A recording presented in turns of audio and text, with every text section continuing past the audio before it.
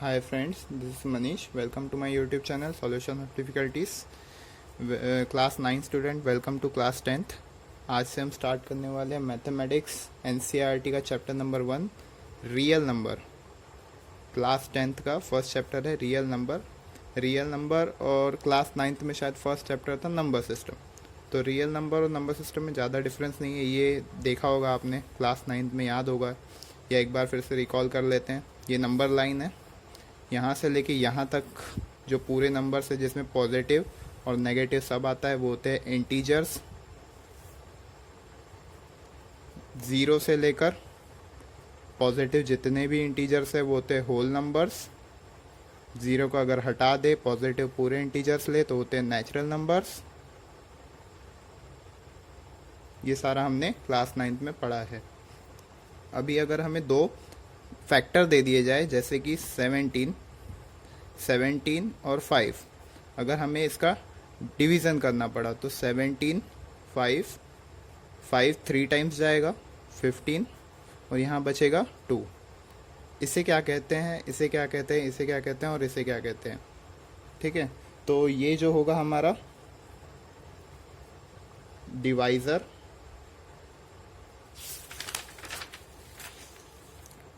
ये dividend, quotient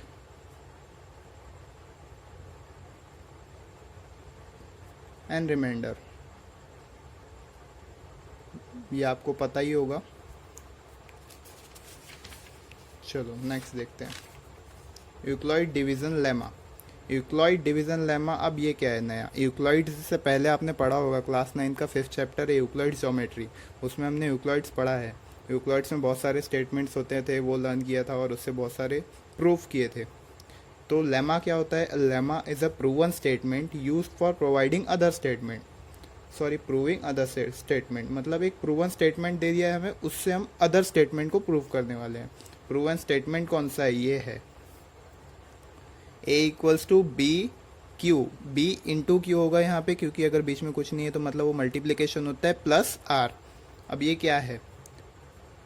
A जो है हमारा डिविडेंट होगा, ओके, B जो होगा डिवाइज़र, Q जो होगा कोशंट, R जो होगा रिमाइंडर। अब R के लिए कुछ कंडीशन दी हुई है, वो जो है वो 0 से बड़ा होगा या 0 के इक्वल होगा, 0 से बड़ा होगा या 0 से इक्वल होगा, उससे छोटा नहीं हो सकता। और B क्या है हमारा? डिवाइज़र, डिवाइज़र से वो छोटा होगा, ओके, डिवाइज़र से छोटा होगा और 0 से बड़ा होगा या उससे इक्वल होगा। जो हमने पीछे में एग्जांपल दिया हम उससे समझते हैं। 17 5, तो 17 क्या था हमारा? डिविडेंट, डिविडेंट की प्लेस में रख दिया उसे, इसे हमने पूरा सॉल्व किया था। उसके बाद में डिवाइज़र चाहिए हमें, डिवाइज़र कौन सा है? 5। उसके बाद में कोशंट चाहिए, कोशंट मल्टीप्लाई में होगा, कोशंट क्या है? 3। रिमाइंडर कितना है? 2। अब ये तो स्टेटमेंट बन गया, बट इसे इस कंडीशन में सेटिस्फाई भी कराना पड़ेगा। आर हमारा क्या था? रिमाइंडर, रिमाइंडर ये रहा 2। 2 क्या 0 से बड़ा है या इक्वल टू 0 है? हाँ है, फर्स्ट कंडीशन सेटिस्फाई हो गई। ये बी से छोटा है, बी से छोटा है। बी क्या है हमारा? डिवाइज़र, डिवाइज़र कहाँ रहा? ये, हाँ बी से छोटा है, मतलब ये स्टेटमेंट प्रूव हो गया। ऐसे हमें स्टेटमेंट का यूज़ करना है किसी और स्टेटमेंट को प्रूव करने के लिए। कौन से स्टेटमेंट को प्रूव करना है वो देखते हैं। यूक्लिड्स डिवीज़न अल्गोरिदम, लेमा तो समझ लिया, अब अल्गोरिदम क्या है? An algorithm is a series of well defined steps which gives a procedure for solving a type of problem. ये एक ऐसी स्टेप्स रहती है जैसे कि वो अपने स्टेप वाइज चलेगा, जैसे ही कहीं पर वो करेक्शन के लिए जाएगी तो वापस उसे भेज देगा और फिर वापस करेक्ट करके नीचे आएगा। जब तक उसका आंसर आ नहीं जाता ये स्टेप कंप्लीट नहीं होगी। ये होता है अल्गोरिदम। ये अल्गोरिदम बहुत सारी जगह यूज़ होता है, हमारे कंप्यूटर्स में होता है, ATM मशीन में होता है, ऐसी बहुत सारी जगह यूज़ होता है। तो इसके लिए स्टेप्स भी दी हुई है, कुछ steps for Euclid division algorithm. देखते हैं step 1, apply Euclid division lemma to C and D, so we find whole number Q and R such that C equals to DQ plus R। ये statement हमने पीछे देखा है, Euclid's division lemma का statement है और ये कंडीशन उसमें सेटिस्फाई होनी चाहिए। पीछे वाली कंडीशन है, ठीक है। फर्स्ट स्टेप समझ गई। Step 2, if r equals to 0 d is the HCF। HCF क्या होता है, इससे पहले पढ़ा होगा क्लास 9 में, highest common factor. Highest common factor निकालना आता होगा, या अगर आगे प्रॉब्लम आते हैं तो मैं बताऊंगा कैसे निकालना है। तो D उसका हाईएस्ट कॉमन फैक्टर हो जाएगा कब, जब R इक्वल्स टू 0 होगा तब, ओके। C और D का होगा HCF। If R not equal to 0 apply the division lemma to the D and R। मतलब अगर R 0 नहीं आता है तो हमें स्टेप को और आगे बढ़ाना पड़ेगा, जब तक 0 नहीं आएगा तब तक हम स्टेप बढ़ाते जाएंगे। Step 3, continue the process till the remainder is 0, the divisor at this stage will be required HCF। मतलब जब तक ये 0 नहीं आएगा तब तक हम इसे बढ़ाएंगे, और जब 0 आ गया तब हमारा जो रहेगा वो HCF हो जाएगा उस डिवाइजर का। चलो इसके लिए एक एग्जांपल देख लेते हैं। अगर हमें दो नंबर दे दिए गए जैसे 445 और 42, ये तुम्हारे बुक का ही एग्जांपल है।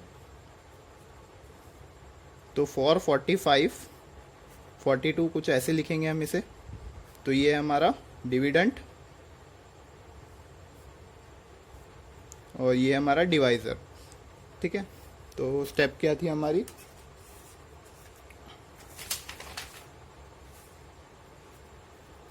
Dividend equals to divisor into quotient plus remainder, यही था स्टेप। तो यहाँ पर हमारा डिविडेंड कौन सा है, डिविडेंड जो है 445, डिवाइजर 42। अब हमें कोशेंट और रिमाइंडर इस प्रोसीजर से नहीं निकालना है, हम यहाँ से खुद निकालेंगे। कैसे, जैसे कि मैं बताता हूँ। कोशेंट यहाँ पे हम ले लेते हैं 10, 42 इंटू 10 अगर करते हैं तो 420 होता है। तो 420 में कितना रिमेनिंग रह गया, 445। 445 के लिए 35, तो 35 हो जाएगा हमारा रिमाइंडर, ओके। ये जो पीछे हमने एक स्टेटमेंट देखा था उसको प्रूफ हो करता है या नहीं, सेटिस्फाई करता है या नहीं, देख लेते हैं। तो R जो है हमारा 35 वो 0 से बड़ा है, हाँ है, फर्स्ट स्टेप। सेकंड D से छोटा है, D ये है हमारा, D से छोटा है, 42 से छोटा है 35। ऐसा भी हो सकता था इसे 445, अगर हम यहाँ पर 40 का टेबल यूज़ करते, 40 का टेबल 8 टाइम अगर यूज़ करते तो कितना होता, 400 हो जाता, और रिमेनिंग कितना बचता, 45। तो यहाँ पे R जो है वो बड़ा आ जाता, दैट्स वाई हमने ये स्टेप किया, ठीक है। तो ये नहीं होगा, इसके आगे जाते हैं हम।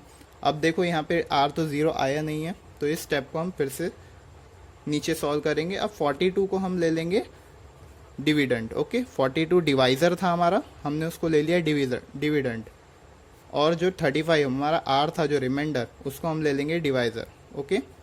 तो 42 के लिए हम लेंगे 35 वन टाइम जाएगा तो 35 होगा, रिमेनिंग कितना रह गया, 7। अभी भी R 0 नहीं आया, कंडीशन पूरी सेटिस्फाई है ये वाली, बट R 0 नहीं आया है। तो हम इस स्टेप को फिर से यूज़ करेंगे।